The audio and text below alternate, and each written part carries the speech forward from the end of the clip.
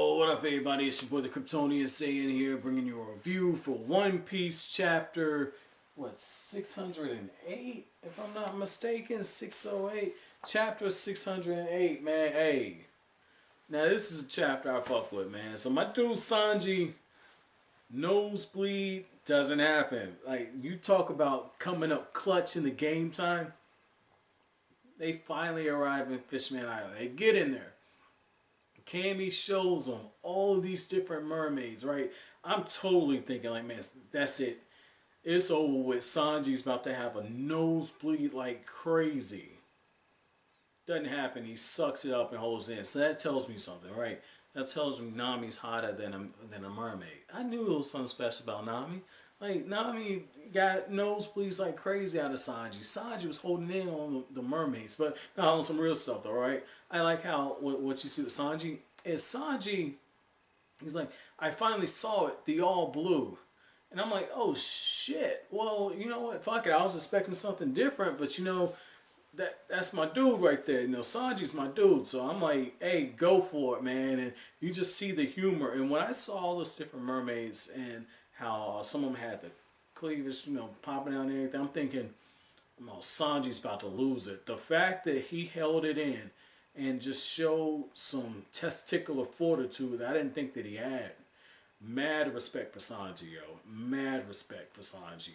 And I like how with Sanji, one of the things that you see is Oda's playing up the humor, but he scaled it back to an extent too. And you get little hints of what's happened when he was training with Ivanko's people, right? And everything he went through. And I'm really hoping that the anime has, you know, given us some filler episodes where they took some of the cover stories that they got with the Straw Hats Rich on, the different things they're doing, and we actually see some of Sanji's encounters on that island. That way, when I get to this point in the anime, because if you guys don't know, like, if I got any new people watching this, I review the manga, but at my own pace, I watch the anime. But I prefer to read manga. I don't really care for anime as much. I prefer to read the manga. So for me, when I finally get caught up, that's gonna make it an even better payoff, man. An even better payoff. But what's really cool about all this is Oda shines brightly in this chapter.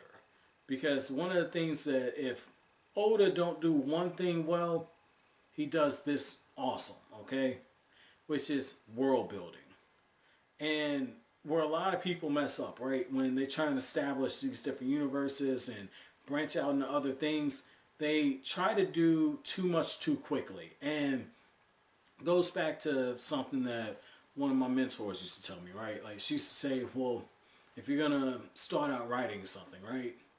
Don't say the bed with the four-poster bed with the black comforter, right? Don't say that. Don't say that. Just start out saying that there's a bed in the corner. Describe how it's positioned. And then in the next sentence, talk about the comforter. What makes the comforter stand out? Point out the small details. Just layer it on very subtly. That way you're continuously building a picture. And so when Luffy and the others get here to Fishman Island, even though they're separated, and you get Luffy and the others, what happens the first time? When they wake up and they come to, they're in Camie's apartment. And so you get the sense of familiarity. And you see little small things in her apartment get shown to you. Then you get introduced to little helpers she got, okay? And you understand, oh, they swim really, really quickly. And then when Camie steps out, it's like, oh, you have a turtle that's in an elevator. That's pretty cool. But even in that one shot, you get a small glimpse. And it's like, oh, there's not much light down here. But, oh, these are little apartments. But you knew that because when she's explaining everything to Sanji and them inside of her apartment, she says, yeah, I work as a coffee girl. This is the female dormitory. And I have a lot of my friends here, and Sanji's getting the eternal hard on and everything.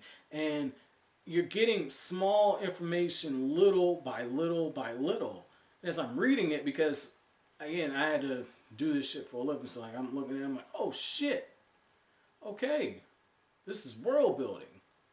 This is really good world building in a very subtle way. You know, like the critic eye is coming out at this point.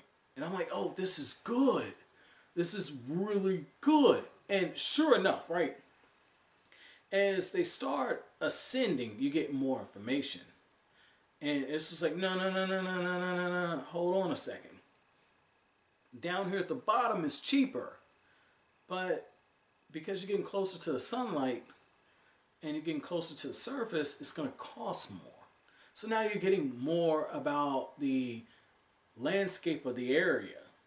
And you're learning about like the different economic statuses. Just, you get a lot of information in small lines and small pictures and everything that are drawn in. And then once they break the surface, it's very beautiful. It makes sense.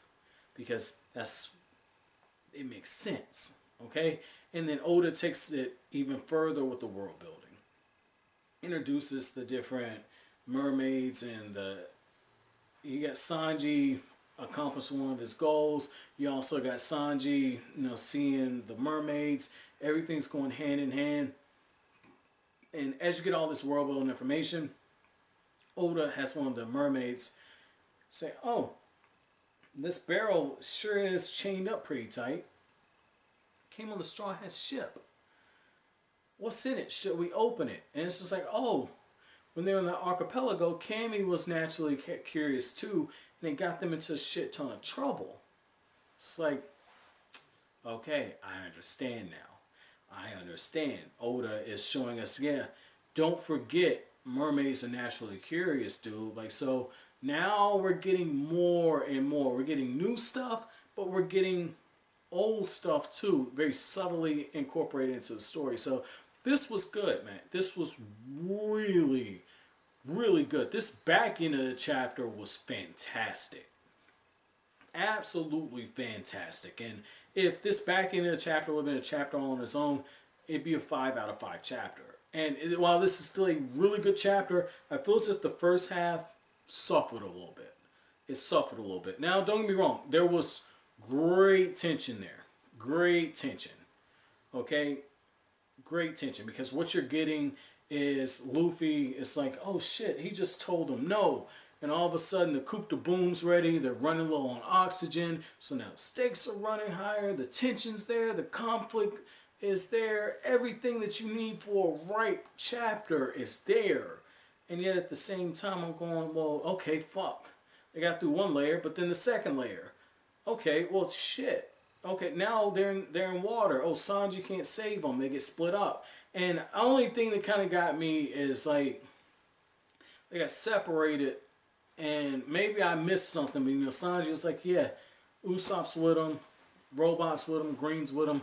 I'm not really too worried, but at the same time, it's just like I feel like Oda set something up there and I missed it. So that's the only reason why I don't want to give this a 5 out of 5. But the back end of this is absolutely tremendous. But what's also interesting is I like how when Hammond, I think that's his name, he says, hey, we need to go back, let Noah know that the Straw Hats are here. That Straw Hat Luffy is here. And the way that the guy's drawn after the fact when he's saying, bring Straw Hat to me, he's drawn similar to Arlong. And this is the thing, right? Oda's been telegraphing this, okay? Hachi, former member of the Arlong Pirates, okay? The Sea Cow showed up. And you have this guy that has a design similar to Arlong.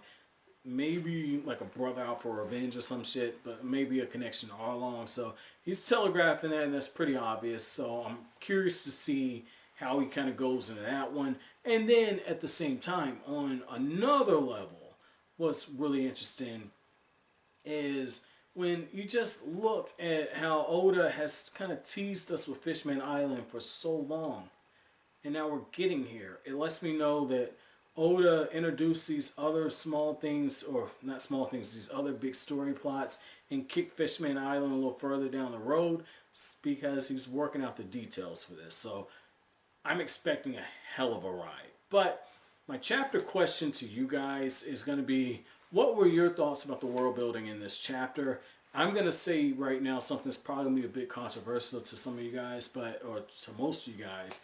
But so far with the introduction we got with Fishman Island, I think the world building was done better than what we got with Skypiea. I thought Skypiea in the introductory chapter, we got some pretty cool stuff, but in comparison, I think that more was done in this one and it was better executed. So what do you guys think? What island did you feel Oda did the best so far in the first 608 chapters? What island did you think Oda did the best job of doing the world building in? And why is that? But as always, guys, if you like anything I had to say, don't forget to comment, rate, subscribe, share. Thank you so much for watching the end of the video, guys.